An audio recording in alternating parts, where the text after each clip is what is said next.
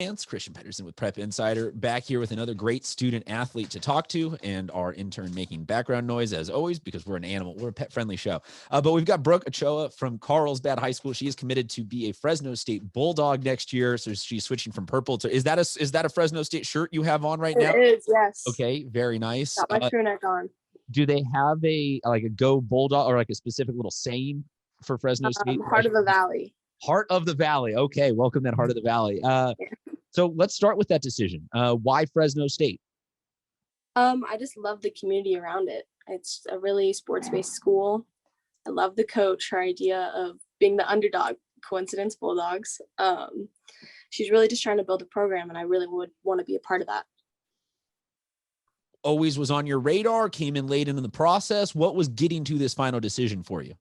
She had been talking to me since sophomore year, since she was allowed to. So she was always sending emails, keeping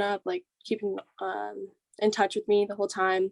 She was always on like the back of my radar. Never really saw myself going inland because I'm much of a beach girl. But I mean, whatever. It works out. So definitely like the University of Iowa could have done nothing. There could have been no amount of scholarship or anything for a completely landlocked college existence. So then what would be some advice you would give to younger student athletes out there about going through the recruiting process? Because this sounds like a multi-year thing for you to reach this point. Yeah. Keep your options open. Never shut a door on location. Whether you don't like some of the girls on the team or something, you could build relationships. You have some girls that are already there. Really just dig into the college before you make your decision.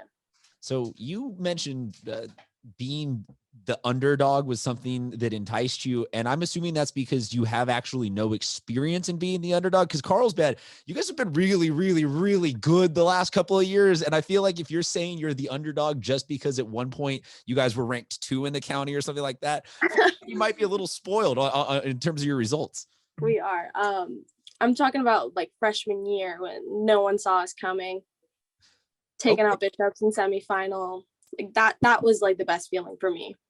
Fair enough. Well, then let's talk about some of those memories. In our show prep, we had gone over that you were a participant in one of my all-time favorite memories as a person covering a game. But let's start just with that freshman year. Then, what do you think maybe a loaded question, but how insane are the playoffs? Like I've always tried to tell people that the water polo playoffs are something that you absolutely cannot miss because they are an all out, just insane 2 weekends of games.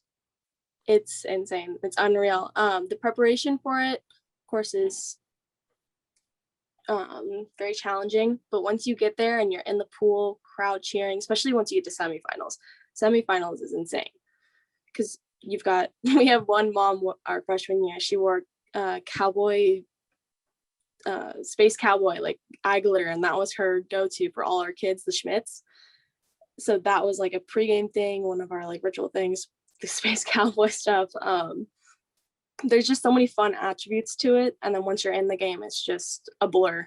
Well, and then at the La Jolla High pool where they host all this, it's the crowd is pretty intimate and up close on the pool deck. And the loud crowd, from my recollection, is one of the top traveling crowds for this. So it's not like, I mean, I know you mentioned a space parent, but it's also not like you can have a couple of 100 kids there rolling deep starting in those semifinals. Oh yeah. The bleachers behind the cage are stacked with student fans. Is that the best possible experience for scoring a goal with that kind of reaction with the crowd right behind you? Or do you want to be going at the opponent's fans? I just love having the crowd right behind you because then you get the expression of your fans and then the opposite fans. Well, so you like seeing them both next to each other. Okay, fair enough. They're right next to each other. I like that. So you can pump in one direction and then, a pump in both directions. We'll keep it PG rated. Okay, but I do want to fast forward. You were at the game that I teased, was the craziest experience I've ever had. You guys versus Coronado, and it had to have been, I kid everybody not, like at least a foot of rain coming down during the game. You had said you were hopped up on Dayquil. So just like, what are your recollections was that the most miserable you have ever been in a singular sporting event? Yes.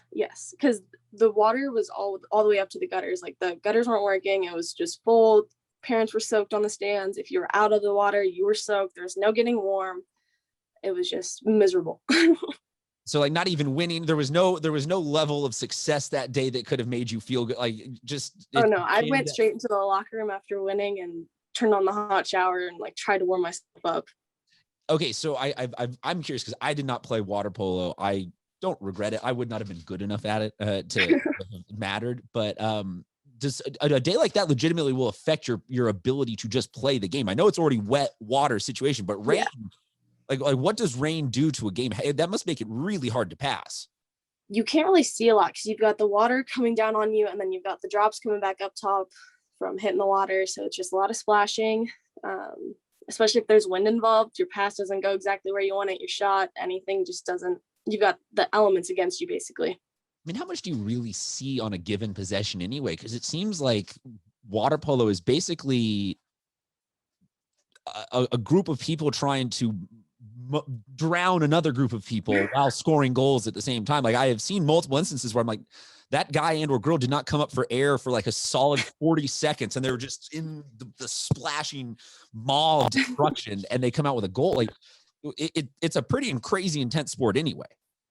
Yeah. I guess you're kind of reading the pool.